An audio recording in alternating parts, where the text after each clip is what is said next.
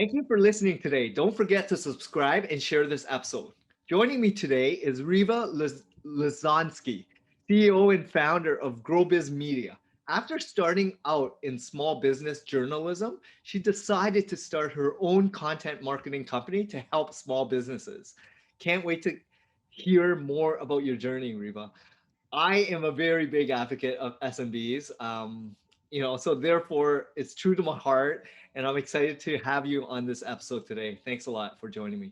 Oh, I'm excited too. A man who has all those wonderful books in back of them. I think we're going to get along just fine.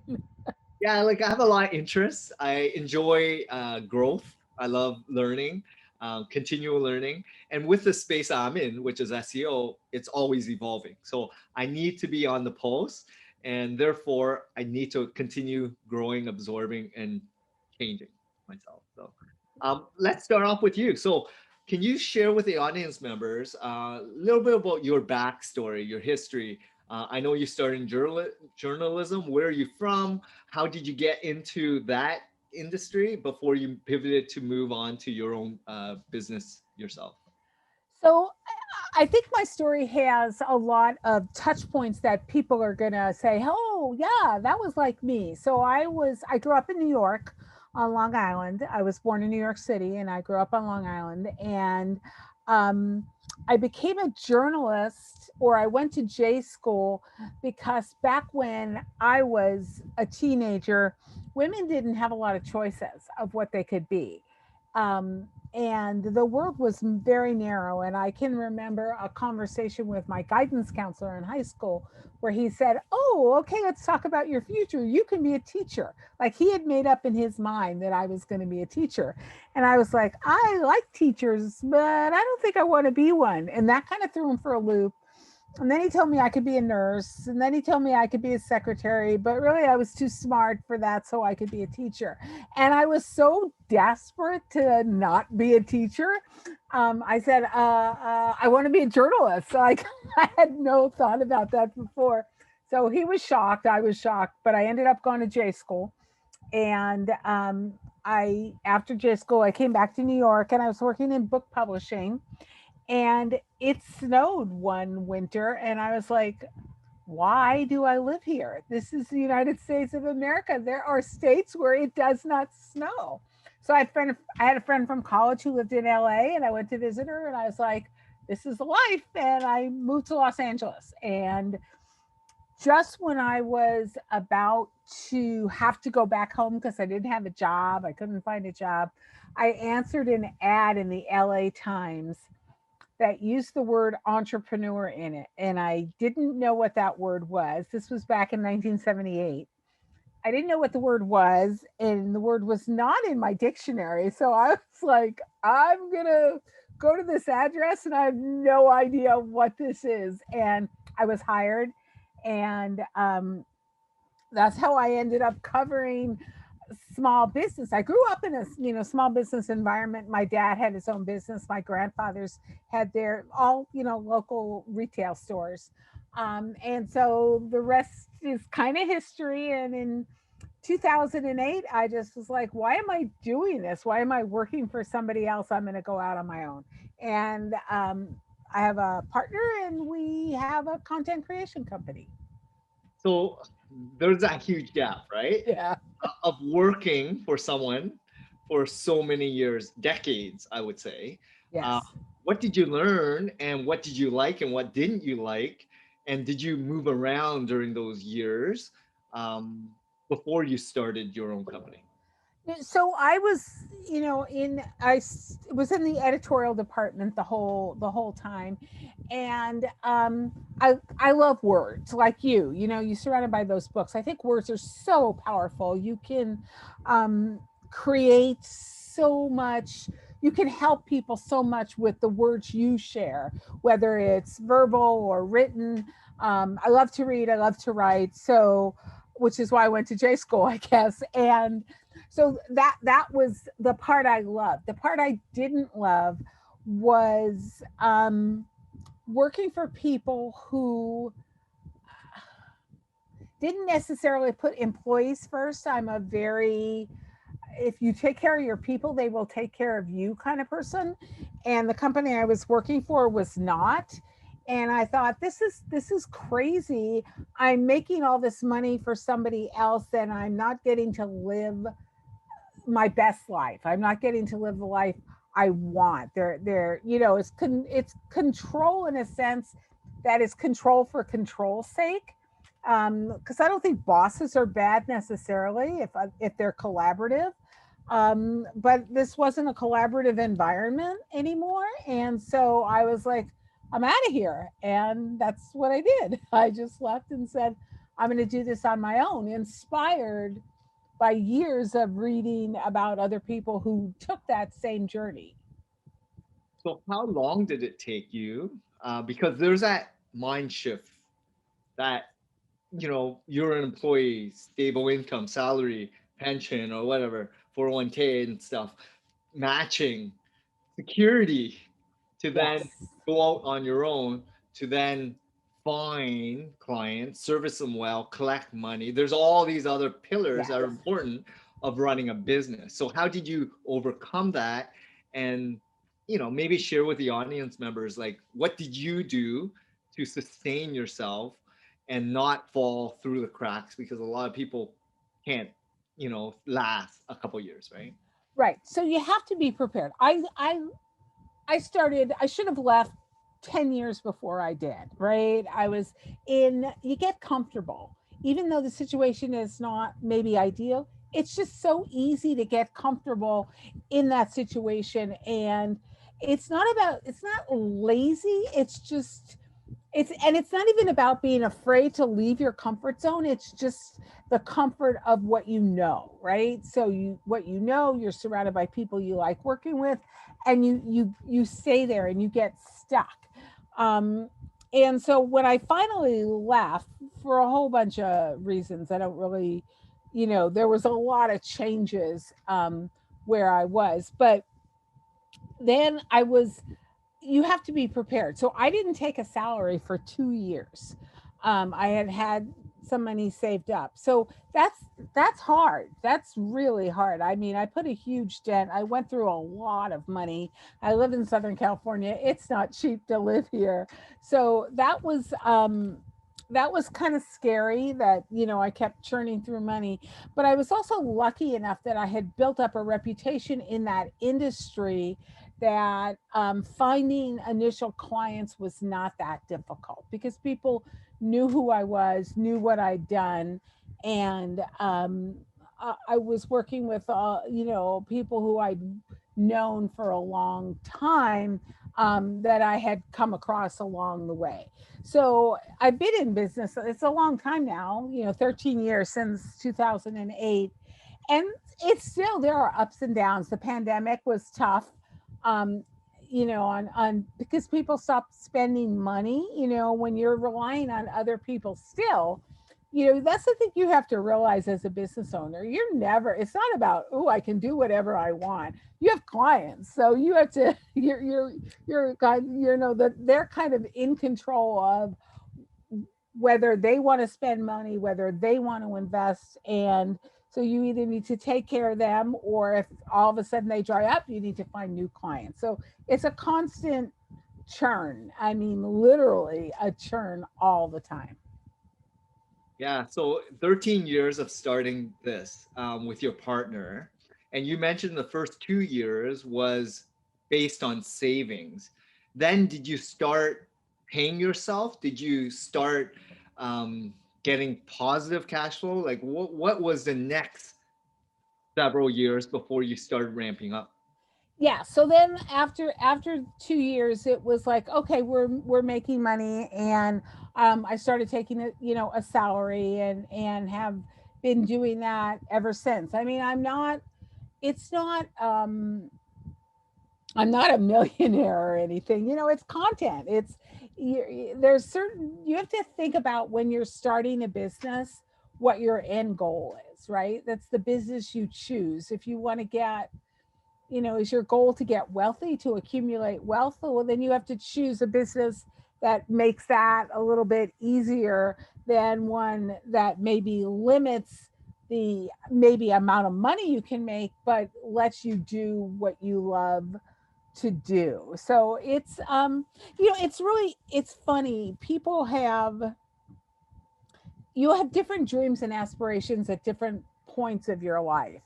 And so it's about be comfortable with the choices you make at that time that you're making them, and making sure that fits in with your lifestyle. I already owned a house. It wasn't like okay, I'm going to start a business and it's a choice between saving for a business or saving to buy a house. I already owned a house. I didn't have kids, so I didn't have to worry about putting any kids through college or anything like that. So, life is a constant series of choices that you're presented with, and you make a choice and it takes you down a certain path, and you can always make a different choice to change that path, or just continuing down the path that you're on. And I love the fact that you mentioned like your life, your journey is completely different from any other entrepreneur's SMB. And therefore, people have to make choices, different perspective, different situations, and different life events throughout those years. And you're going to go through different paths. Like you went through becoming known in the industry with some reputation, I would say, establishment.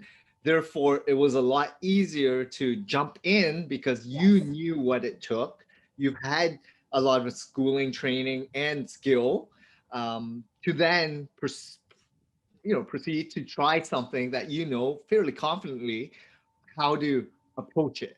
And a lot of entrepreneurs or new business owners just jump in without knowing Yeah. what they don't know, right? And Exactly. you probably were in your 30s, if not maybe 40s, when you jumped into business ownership. So that meant you were doing what you did for 10, 20 years, which is a skill set and years of real experience versus someone that comes out of university college with a dream, with, they see a social ad or whatever, they see something that triggers them, a course, a book, or whatever, thinking they can do it. But really, are they ready to do it yet? And Yeah. timing is everything as well. So I love that. Yeah, timing is everything. And it's not only your personal timing, it's timing of the world around you, right? We launched in 2008. That was a recession in 2008, right? So you just have to, and you can't control that. You can't control, okay, I'm going to start a business and all of a sudden now there's a global recession going on. So you just have to, the whole key to success in small business is, and we certainly learned that last year in the pandemic, is being flexible, being able to pivot, to assess the situation at the moment and go, maybe that's not what I expected, but it is what it is. So this is how I'm going to meet that moment. And this applies to not just SMBs. I mean, every business, right? You have to Mhm. adapt with the users in mind, right? How are they navigating this product or service that you're offering? And what Exactly. is going on in their situation? And how can you be an option for them? And for during this pandemic, it was challenging. And here in Canada, so I live in Toronto, Canada, we're still locked down. And it's Ah, very challenging because it's been a year and a half. It's not like most of the cities in Southern California or right. versus New York. Everything's open, and it's been open for a couple months. So things have gotten back to normal, but we see optimism. We see there's opportunities Yeah. coming, and that's our positive thinking, and hopefully the mindset of a lot of business owners. But the challenges, they're so they see the situation. They got to look at where they're at in their business and Hmm. figure if they want to continue, but plan it ahead, right? Yes. So Planning is key. They always talk about, and nobody really knows where this number came from. I once tried to trace it. So everybody always says, this person, 40 to 60% of businesses fail in the first however many years. And so they used to say that was a Dun and Bradstreet number. And I knew some people at Dun and Bradstreet, and they said, well, it wasn't really our number. It was an SBA number. And the SBA said, no, it wasn't really nobody knows. I think somebody made it up one day and started quoting it with authority. So nobody really knows what that number is, but I think the number one reason businesses fail is because they don't plan. It's about planning. You have to be prepared, not only make a plan, but understand that that plan may not work out the way you think, and be prepared to like make a left turn and make a new plan. It's just a constant, it's a constant activity. You're never comfortable, right? You're never going to just be there and go, okay, everything's fine, right? It doesn't work that way, but that's okay. That's okay. I think that's part of being a small business owner, is understanding, and it's kind of fun. Like, how can I meet that challenge? It's sort of, it's very satisfying when you sit there and you think about that, and then you meet that challenge and like, yeah, I did it, and then just keep going till the next one. Yeah, and it's great that you're mentioning that, because every business owner has to be decisive, and they have to be ready for change Yes. and ready to pivot, but also, like you mentioned, constant change, Yes. constant readiness, constant preparedness, constant planning. And even if you have this great business plan when you're first starting off, it's never what you expect in the real world. Right. Every statistic, every analytics tool that you went out and did some market research, then you go out and do some case studies, asking for clients. I mean, you have dream clients for sure, but how long will it take you to get those dreams? Yeah. Right? Right. Uh, like reality will kick in until you actually live it, do it. Just like not just business ownership. If you're a parent, if you have siblings, if you have different situations in your life, right? Unless you are one yourself, you cannot explain it to others how it's going to be like, Yeah. because living as a parent is different than you being an aunt not being a parent, right? Exactly. So you don't really have their own perspective until you have it your own, then you can relate, but until then you can't. So I love this, where this is going right now, Reba. So, can you share with some of the audience members? I know you've gone through a lot of editorial training, writing, copywriting. Did you have like mentors or coaches along the way to really push you to be the best in your field, or then start your own business? It's very interesting, and I would assume in Canada it's similar to what I experienced here. Um, I was a girl, right? In the 1960s. I was in high school in the 60s, and there weren't a lot of role models for women. That's why the guidance counselor gave me these three choices, and why I said journalism is because we used to get daily newspapers every day at my house, and I remember seeing women's names in the newspaper, and that was it. That was my whole, okay, women write in newspapers, I can do that, right? Because I was always a good English student. So I was just like, yeah, I can do that. And so I feel like I was, that there weren't a lot of role models, because I was actually the first female editor of a general business magazine in the United States. So there were, I can remember when I was at J school. So I went to college at the University of Missouri, because at the time it was the best journalism school in the country, and they made you take a course in every journalism discipline. So I had to take a course in magazine journalism, and I remember sitting there in this lecture hall, and this is in the 1970s, and the professor was talking about famous magazines my mom had was reading, like Good Housekeeping and McCall's, and they had a name. They were called the Seven Sisters, and they were all aimed at women, right? Every single one of the Seven Sisters was aimed at an audience of women, and every single one of them, he said, was edited by a man. And I remember hearing that and going, what? Like, that was just shocking to me. My mom had gotten these magazines. I never looked at the masthead or anything, but that was a shocking statistic to me. And I thought, whoa. And so then when I ended up several years later in the world of magazines, I was in a business magazine, and women didn't, uh, they hadn't been at that level. And so I was sort of like my whole generation, we were making it as we were going. So in terms of journalism or magazines, I really didn't have any role models. I kind of, um, timing is a lot of key to success. And so I was at the right place at the right time, because in 1979 nobody knew what an entrepreneur was, right? Like I said, I looked it up in my dictionary, it was not there. um, so I was at a place that was ahead of its time in a sense. And then by sort of towards the end of the 80s, when it became very hot, I was already in place and there, and I was able to, become, like I said, the first female editor of a general business magazine. So, in terms of those kind of role models, I didn't have them. I feel like my role models were more, um, people of courage. I looked at, from what my limited perspective, somebody like, um, my favorite, I'm a big baseball fan. And so when I was growing up, I'm New Yorker, New York Yankees, Mickey Mantle. I just loved Mickey Mantle.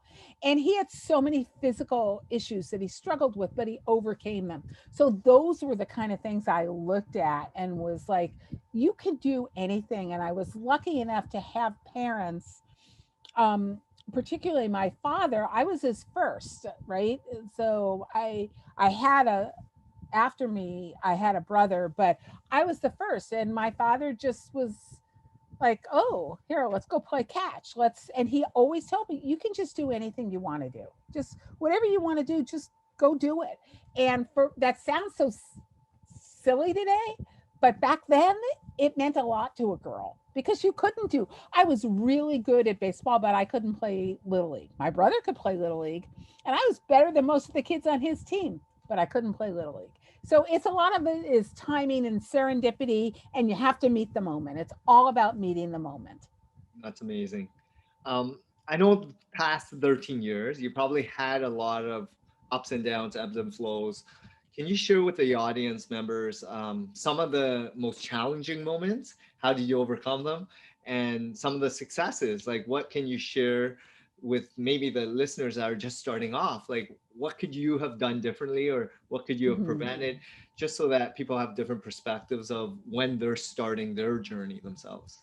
So I think, yeah, the last, not last year, but the year before was a very challenging year. People, our clients, people didn't want to invest in content anymore. It was hard. We lost some jobs. There were some months we did not get paid, even some months last year, um, that we did not, weren't able to take a salary.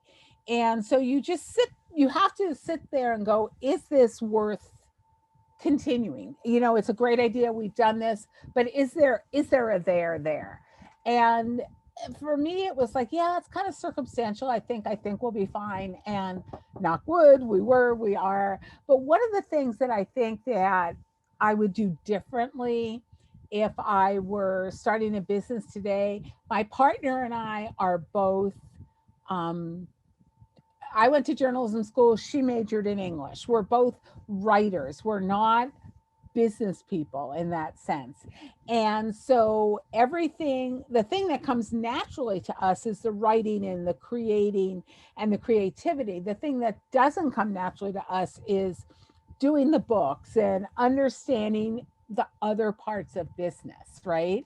And I think that I would at the beginning surround myself, not necessarily on, bring a partner, but find, people you can outsource to who understand that, so you don't waste your time trying to figure it out. Because I'm never going to be an accountant. It's not going to ever happen.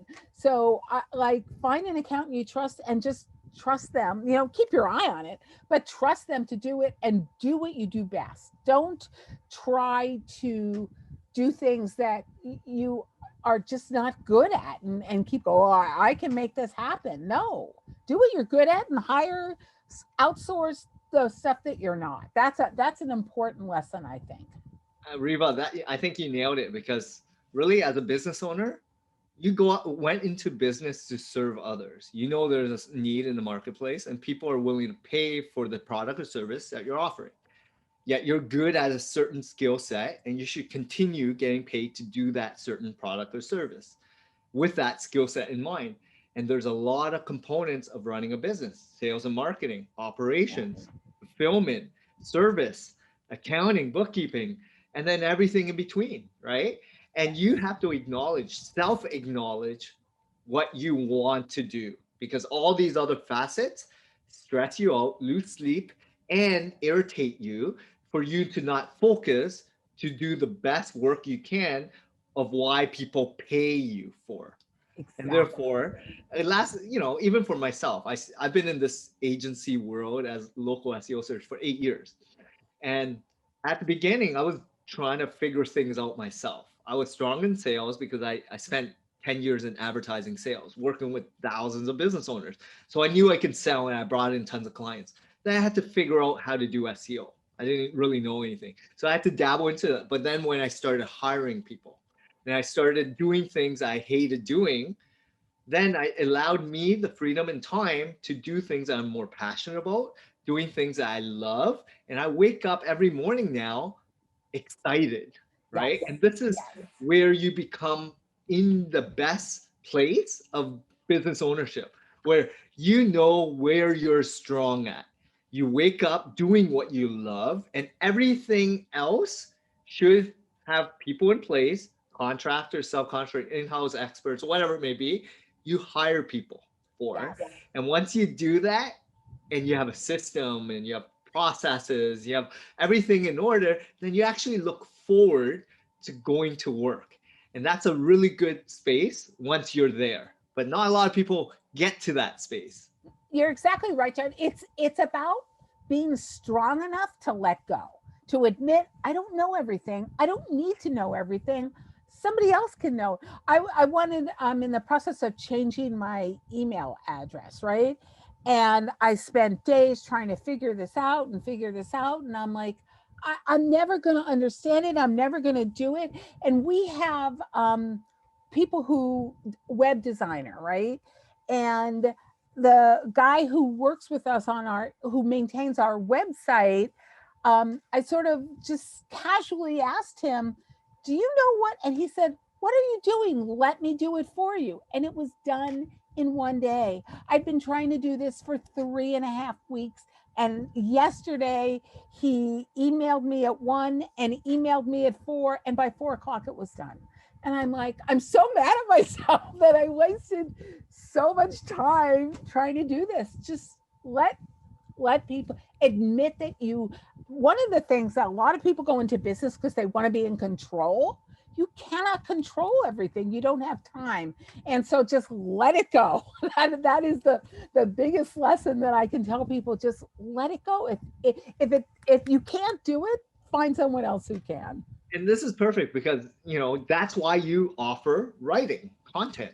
Yes. Because there's people in the world that are not strong at creative content that storytells, right? That ignites and gets people excited. I offer SEO because no one even knows what SEO is, and let alone they want to learn how to do it.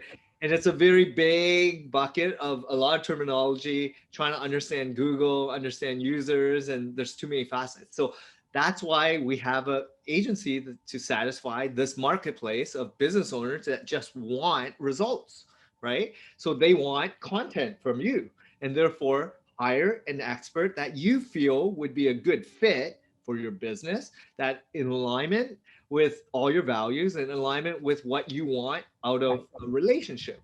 And there's thousands of businesses out there. You just have to find them. And that's the key, right? Finding good people, finding good suppliers, contractors, in-house, outsource, whatever it is. You have to be in it in the mindset of, I hate doing this. I can't do this. And someone could do it fraction of the cost, time.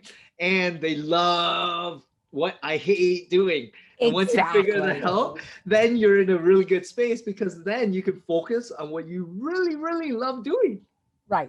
Exactly. Exactly. It's amazing because it sounds so simple. It's amazing how so many people just they can't get there. They just can't give up the control or they just don't feel comfortable and they just can't get there. And you're not going to be successful until you do.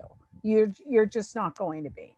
So how many years did it take you to kind of let go and then figure out what you really enjoy doing and filling those gaps? I'm still learning. I think even though I would say if you'd asked me last week, yeah, I'm kind of there. Again, there is situational calm like this email thing. I thought I have to do it. It has to be so simple. I have to be able to do it. And it wasn't. And so then it became sort of like, I'm gonna do it. And like, what hill am I trying to die on here for to change an email address? Like, stop. Just and it's about asking for help. um I think that, or admitting you need help, that's another thing that a lot of business owners have a hard time doing. They don't want to admit maybe they don't know something, they don't want to admit maybe they failed at something. So it's about saying, I can't do this, I need help doing it, and finding the best place to get that assistance. It's sort of like what you do with SEO. SEO is incomprehensible to me. I mean, there are parts that I get, and a lot of our clients are, okay, here's your article, and here's the SEO terms we need you to weave in here, and here's what. So I get that part of it, but it's so big and it changes constantly, right? Everybody's always changing the rules, changing this, changing that.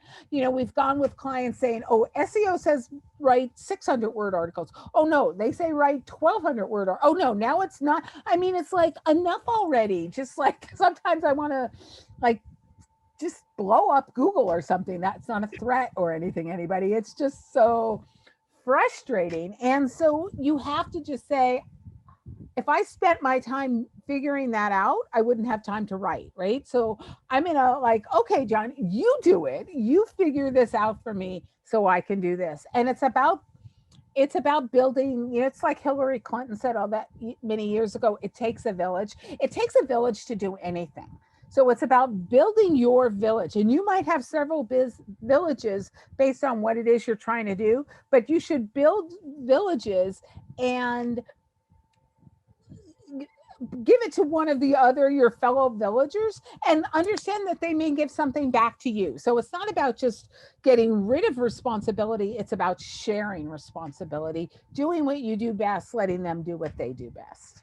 And you made a really good point of being vulnerable and letting people in on, yes, you may have really bad questions or questions that you feel like are very simplistic, but they're not, right? But for you anyway, so it's different perspectives. And there's people that love this stuff. They love challenges, they love things that you hate doing.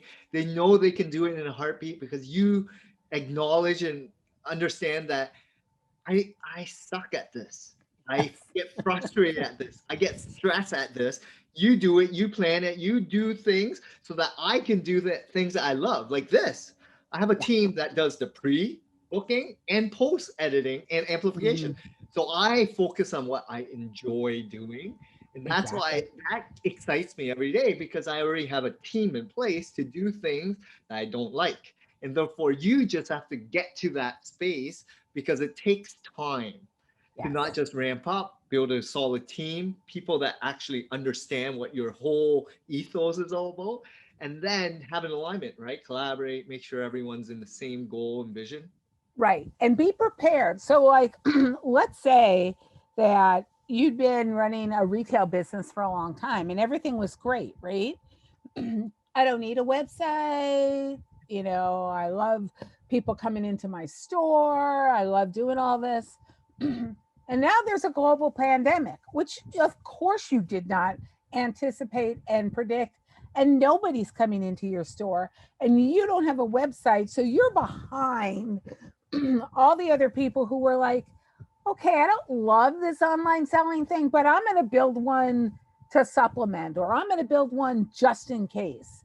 And the world shifted on us And those who were better prepared to shift with it, to shift to online shopping or food delivery or whatever it was that the pandemic, you know, fitness classes over Zoom, whatever that was, that the world made us give up and do, if we had already started down that path, we were in better shape than those who hadn't. I was on um, a, a seminar, a workshop earlier this morning, and one of the questions from a business owner was, I don't have a website, so how can I sell on social selling? And my answer was, you can sell maybe one, two things on social selling, but let's say I bought something from you and I loved it and I wanted to tell my friend, oh my gosh, you got to go get, what am I going to tell them? Go on Instagram and just wait for the ad to pop up? You have to have a website. It's just a must have. And people are still sitting there going, I don't know. And you're not going to last. You have to, you can't say we've always done things this way, so we're always going to do them, because the world is going to change that for you. And if you haven't taken the steps to embrace the new technologies, you're going to get left behind. And like you mentioned, all this new digital asset pieces, marketing channels, funnels, and different social sales, marketing avenues out there, you have to be in the pulse of what your customers are telling you and predict and project and listen and ask and probe, because they will dictate how you're going to Yes. proceed in your journey of business ownership. So I always look at digital assets. Yes, SEO, website design, marketing is great, but if your clients are saying, I love video and that's how I buy product from you, go create your YouTube channel and start marketing on YouTube, right? Video creation. If they That's love right. Pinterest and they love graphics and magazine articles, sure, go Instagram, go Pinterest, go articles, images. Listen, right? Talk to your customers, engage Yes. customer service, listen to all the problems and pain points and deliver on whatever the gaps are. And a lot of business owners are not at that pulse of what's Yes. really going on because they're so far removed when they become comfortable. And this Right. goes on when they're in business for longer, right? When you're in business 5, 10, 20 years, then you kind of move away from the daily operations and you don't really know what's really going on. Right. Right. You get Therefore, in a you, rut. yeah. Yeah. So I've learned a lot over the last couple of years. I mean, yes, it's been 8 years, but I'm constantly needing to upgrade, go to conferences, learn, read books, go to blogs, all this stuff, join communities because I need to. In this space, it's if you're stagnant, you're gone, right? Yeah. Especially in the Exactly. SEO world, anyways. Um, so if I just have a couple other questions, wanted to ask you. Um, now that you've established yourself for 13 plus years, you're always changing, you deal with SMBs. What do you love best about the small, medium sized businesses that really excite you today to keep you going? I love being able to help somebody see something differently, do something better. Somebody the other day on Twitter uh, just tweeted at me about an article I had written and said it was about 5 things to do. And they said, I was doing all, let's say 1 through 4. And I thought I was fine. And I never thought about starting subscription services or something. And like, thank you for opening my eyes. That high from that, thank you. Like, there's nothing there's nothing that makes you feel better knowing that somebody read something I wrote and was like, oh, I never thought of that. I'm going to do that now. And so that's what excites me every day, to get up and it's a constant balance, because it's not just about writing, it's about reading, right? I go on Twitter because I have all these it's my social medium of choice, but I have all these categories where I can check and see what's going on in the world of small business today. Is there anything I need to share with people? Is there anything that I can do to support small businesses and get that out, and then start thinking about, okay, what am I going to write next? It depends on who I'm writing for and what assignments there are. But that's what excites me, is the idea that I can make a difference in somebody's life. That's really the key for me. Yeah, I love hearing that. I mean, I think that's the reason you're on the show. Like, we connect in that level alone by just Yeah. giving, sharing, and embracing what it takes to be a small business owner, how much hard work, determination, grit, and perseverance to not just endure challenges, but you put your sweat, equity, and tears into every single piece of it. And Yeah. no one really understands it unless you're a small business yourself. And Yeah. yes, there's a lot of corporate, there's a lot of marketing, there's a lot of money going out there, but we are the bread butter of every single community, city, Yes. neighborhood. And we need to stick together. We need to, fend off the Walmarts, Amazons, and Costco's in the world, because these are livelihoods of families that put so much time and effort Yes. into their product and so on. And therefore the service, the value, just putting everything out there on the line to not just, it's not even to make millions, it's survival, to support their family, Yes. right? To have a living.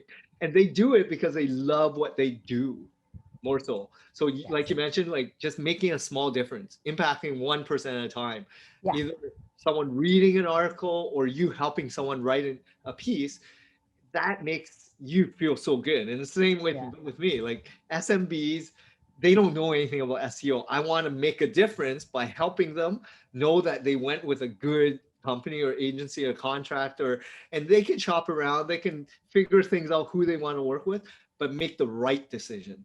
Focus Yes. on finding people that resonate with you, that you're kind of knowledgeable, so you're asking the right questions. And Exactly. then don't get sold, because there's too many people out there that claim the fame, right? Yeah. Claim. Yes. So Yeah, do um, your homework. Do your homework for sure. exactly. Last couple questions regarding you driving. What drives you today and motivates you to continue pursuing what you're doing? Because you have been doing this for so many years, been in business for so many years. Yes, you kind of know a little bit about small business now. What motivates you today? Like, what keeps you going? I think it's just kind of who I am. I'm a very curious person, right? So I want to learn. I'm constantly learning. I'm constantly, that's like I said on Twitter, I have these different groups set up. It's not just about necessarily small business, because the rest of the what happens in the rest of the world impacts how your business has to behave. So you need to be well rounded in your knowledge.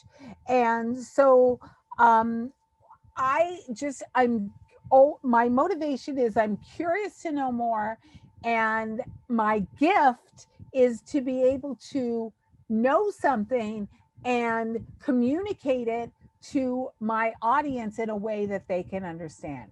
And that's just what drives me. I'm a good communicator.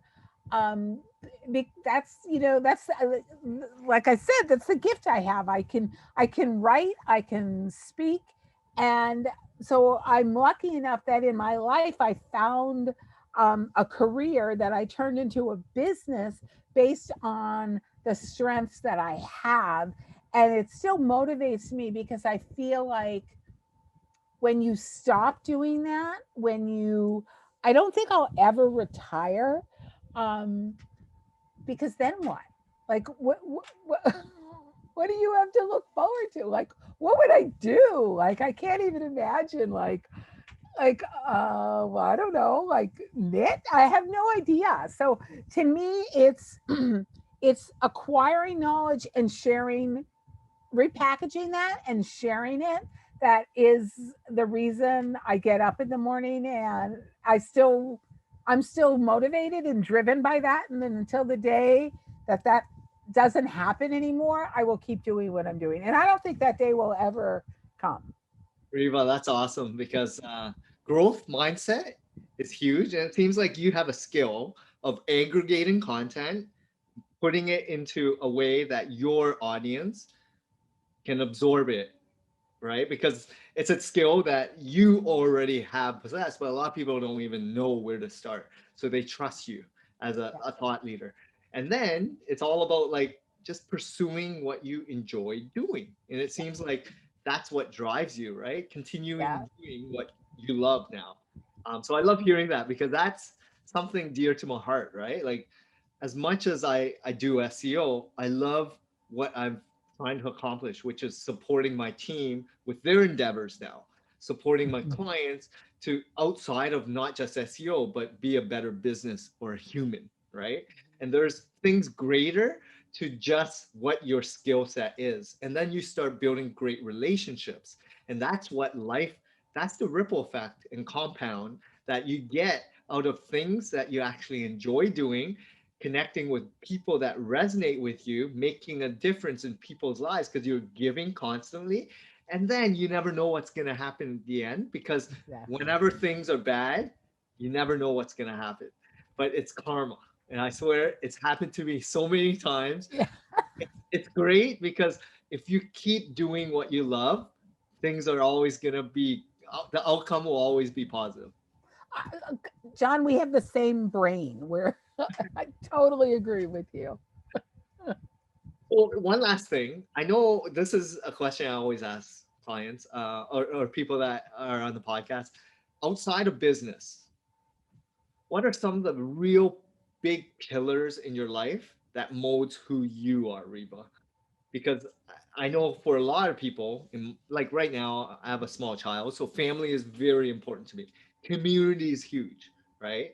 What are some of the big pillars in your life today? So, family is very important to me as well. I don't have children. I have, and I'm 3,000 miles away from my family. I live in California. They live in New Jersey and Massachusetts. My nieces and nephews. And they're of the age where they started having children. My niece just had a baby last week. Another niece is pregnant. And I spend a lot of my time um, online with them, talking to them, sharing with them.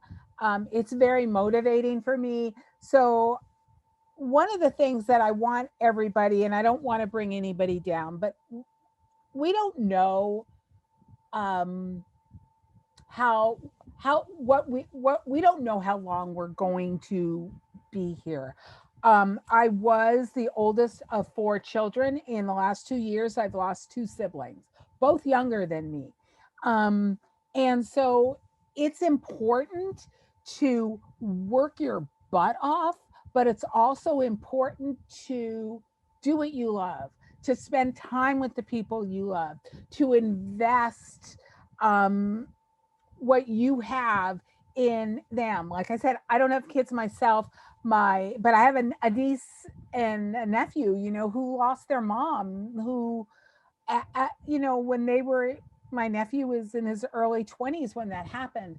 And so it's my job to step up, even though I'm, 3,000 miles away, to step up, to be there, to be part of that, and to appreciate the fact that I can do that and be there for somebody. So I think it's really important to understand what's important in your life and make time for that. Something as silly as my husband is from Minnesota and he loves the Minnesota Twins. So we buy that baseball package. And every day I watch the Twins. I grew up a Yankee fan, but every day I watch the Minnesota Twins with my husband, and that bonds us, right? I love that time that I now know everything there is to know about the Twins. I'm rooting for them. I'm doing, and so it's something as simple as that. Is find what um, causes joy in other people and share that joy. This is amazing. I mean, Riva, there's so many things there that I love because it's all about slowing down. People are always chasing, dreaming, wanting the things to be done and to hit milestones and get success in so many ways. But in reality, what is most important is the time you spend with people that really matter in your life, the relationships that are formed, the family and friends that you know that time is that essence, right? So therefore, you make the most of it. You put in the time that you love doing things that you love, let it be career aspirations, business aspirations, travel aspirations, hobbies, going to, coffee, lunch, activities, hobbies, it doesn't matter, right? Do things with people that match what you enjoy doing. Anyone that's negative or people that really degrade and push you down, avoid them. But you Yes. have choices. You can dictate your life. And it's okay to say no. And just say, I'm busy or whatever Yes. it is, because they're draining. And there's no room Yes. in your life for that. If you allow it to happen, it will continue happening. And therefore, you have to cut that, tie very quickly. And I've learned that Yes. as well. And growing up, like having different perspectives. And sorry to hear about your siblings, and it's challenging because you probably wanted to spend more time with them, but Yes. now you regret. And therefore, Yes. now I look at every time I have a moment, I'll spend it with my son. Every Yes. time I have a Yes. moment, I'll go have coffee, lunch, dinner, go out for a meal with Yeah. friends and family that really mean a lot to me. And I'm not making excuses, I make things happen. There's people that wait for plans. I'm the planner, I'm the initiator. Take everything and go Yes. because you're Yes. in control. And if you don't, you're going to live with regret. Right. Right. You're exactly right, John. You're exactly right. It's in your hands, right? We are in control of our own destiny. So it's up to you. You can't blame outside circumstances. You can't say, oh, this was really bad because COVID happened. Yeah, COVID happened. You could do that. But how you reacted to that as a business owner, that's on you. And we all have that ability. We just have to embrace it and then take that and be proactive with what we can do about it. Yes, exactly. Well, thanks a lot so much. It's been a great conversation here, Riva. Yeah.